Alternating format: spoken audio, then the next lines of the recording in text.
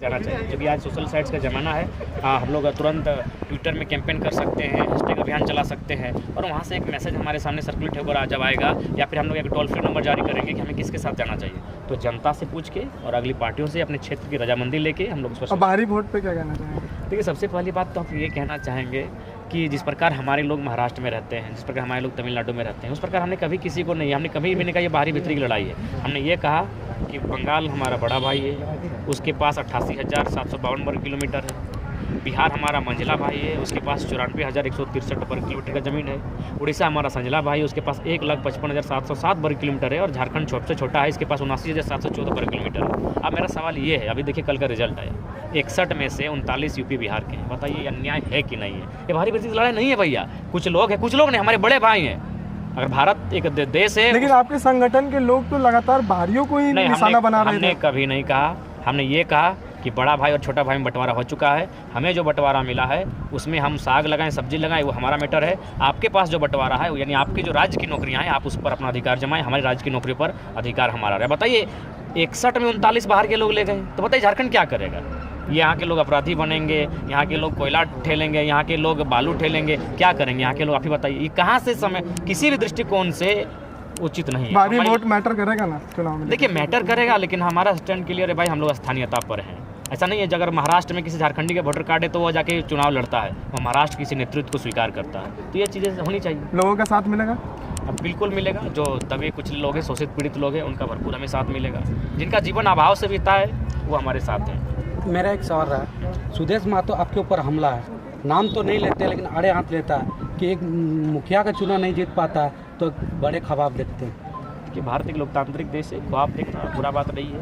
और इस जब जनता हमसे चाह रही है, हमने तो कभी नहीं चाहा कि हम लोग चुनाव लड़ेंगे, जनता ने चाहा है, तो अगर जनता ने चाहा है तो हम लोग आते हैं। अगर अवसर मिलेगा तो सेवा करेंगे, नहीं मिलेगा तो सड़क में सेवा करेंगे, और मौका मिला तो सदन के भीतर से सेवा करेंगे, सेवा की बात करेंगे। हम लोग ये नहीं कहेंगे आदरणीय प्रधानमंत्री की जगह कि मेरा क्या है, हम तो झोला उठा के चल जाएंगे, ये बयान हमारा नहीं रहेगा। क्योंकि मेरा है, मेरे बाप का लहू बहा है, इस मिट्टी के कण कण में मेरे बाप का रक्त दिखता है, इसलिए हम झोला उठा के कहीं नहीं जाएंगे। अगर जीतेंगे तो सदन से बात करेंगे, अगर नहीं रिजल्ट कर पाए तो सड़क से झारखंड की आवाज़ को बुलंद करेंगे, लेकिन झोला उठाकर कहीं नहीं जाने वाले। पलड़ा किसका भारी है धनबाद लोकसभा क्षेत्र? धनबाद लोकसभा क्षेत्र में आपके संगठन से? हमारे संगठन से तो ऐसे दमदार प्रत्याशी सामने नहीं आए, लेकिन हम लोग उम्मीद करेंगे कि संगठन एक टीम यूनिट के रूप में काम करें और उस प्रत्याशी को जीतने की स्थिति में लाके खड़ा करें। 2 दिन में हम लोग घोषित कर देंगे। धनबाद हमेशा खूनी खेल होता है और अक्सर देखा जाता है कि यहाँ पिस्तौल बाल की राजनीति होती है। आपके जितने भी नामांकन आप नामदर्ज बता रहे हैं, ये युवा है, इनके पास ना मनी पावर है, ना ही इनके पास औजार है, तो ये कैसे उन लोगों का मुकाबला करेंगे? औजार से चुनाव नहीं लड़ा जाता है, औजार असंवैधानिक है, औजार से चुनाव नहीं लड़ा जाता है। चुनाव जो भारत का संविधान है उस दायरे से लड़ा जाता है, और हम लोग उस दायरे से चुनाव लड़ेंगे। और जहाँ तक अगर ऐसी परिस्थिति सामने आएगी तो हम लोग पीछे नहीं हटेंगे, क्योंकि झारखंड ही रक्त से लहू बहाने से झारखंड का निर्माण हुआ है। अगर हमारे रक्त से झारखंड मजबूत होगा तो पीछे हटने के कोई चांस नहीं होता। धनबाद में बीजेपी के साथ टक्कर होने वाला है और बीजेपी के पास काफ़ी फाइनेंशियल है, आपके पास ना फाइनेंशियल है ना ही आपके पास बड़ा इनकम सोर्सेस है, तो आखिर आप धनबाद में कैसे प्रमोट कीजिएगा? देखिए उसके लिए जनता है, मीडिया बंधु हैं जो विचारधारा को हमारे गाँव तक लेकर जाएंगे।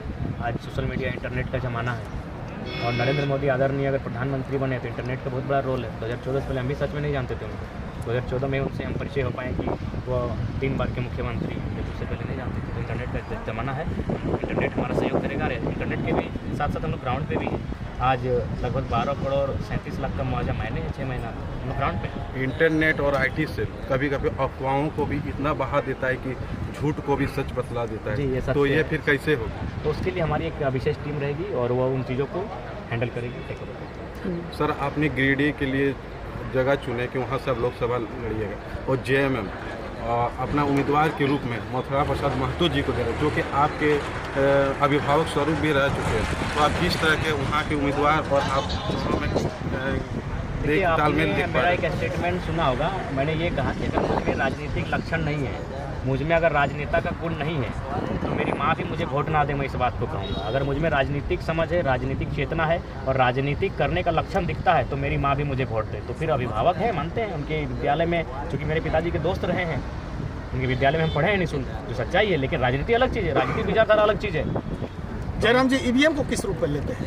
देखिए चूँकि जब धरती से रह के चंद्रयान को हैंडल किया जा सकता है तो ईवीएम को किया जा सकता है, लेकिन बहुत भारी पैमाने पे ईवीएम का प्रयोग होता है। तो हमारा एक साधारण सा युवा जो IT का स्टूडेंट नहीं है, कह पाना थोड़ा सा जल्दबाजी। सर ईवीएम के बारे में मैंने सर्च किया था तो देखा था कि जितना वोटिंग होता है जितने वालों के लिए वहाँ 60% आते हैं और हारने वालों में 30% आते हैं। और बाकी क्या अगर कोई नाम भी दर्ज करा के छोड़ देता है तो 1500 से 3000 आता है। तो इसका मतलब कहीं ना कहीं सॉफ्टवेयर तो सीमित है। आदरणीय सम्मानित पत्रकार महोदय, भारत एक लोकतांत्रिक देश है, यहाँ 80 करोड़ मतदाता है। तो 80 करोड़ में कम से कम तो उसका 10% लोग भी अगर सड़क पर आ जाएंगे ईवीएम के खिलाफ, तभी तो लोग विश्व पर ये मैसेज जाएगा।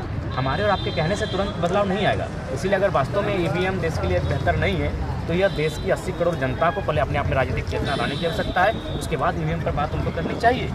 मैं समर्थन में रहूँगा। अब दोनों में से बेटर किसको मानते हैं? इसमें ईवीएम या देखिए दोनों की अपनी अपनी परिस्थितियाँ। अगर ईवीएम को अगर छेड़छाड़ ना किया जाए तो ईवीएम भी गलत नहीं है, लेकिन छेड़छाड़ की आशंका जताई जा सकती है। देखिए अगर आप मतपेटी को भी देखेंगे, उस समय भी बाहुबलियों का राज था, मतपेटी पे बोगस वोट होता था, उठा के कब्जा करके ले जाते थे।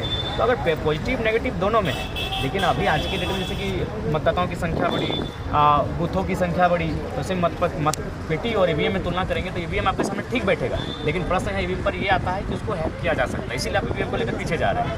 तो कुल मिलाकर मतपेटी ईवीएम दोनों पर चर्चा अगर होगी तो दोनों अपने समय के हिसाब से, अपने काम के हिसाब से गलत नहीं है, बस उसका गलत दुरुपयोग करने वाला नाम है। तबियत सही में